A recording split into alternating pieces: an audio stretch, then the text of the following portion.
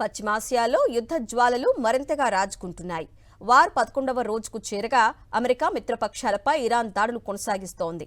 ఇరాక్లోని United Arab Emirates consulate లక్ష్యంగా drone దాడి జరిగింది. పశ్చిమాసియా కుర్దిష్ ప్రాంతంలో ఉన్న ఈ కాన్సులేట్ మంగళవారం జరిగిన దాడిలో స్వల్పంగా దెబ్బతిందని అధికారులు పేర్కొన్నారు. అయితే ఎలాంటి ప్రాణ నష్టం జరగలేదని స్పష్టం చేశారు.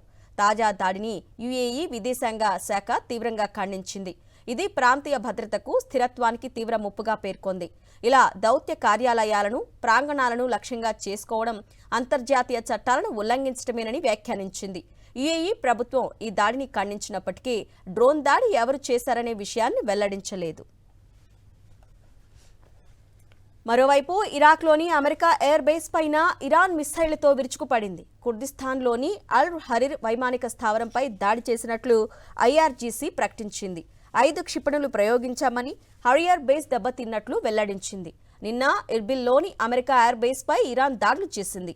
ఇందులో హెలికాప్టర్ హ్యాంగర్ ధ్వంసమైనట్లు శాటిలైట్ చిత్రాలు స్పష్టంగా చూపిస్తున్నాయి.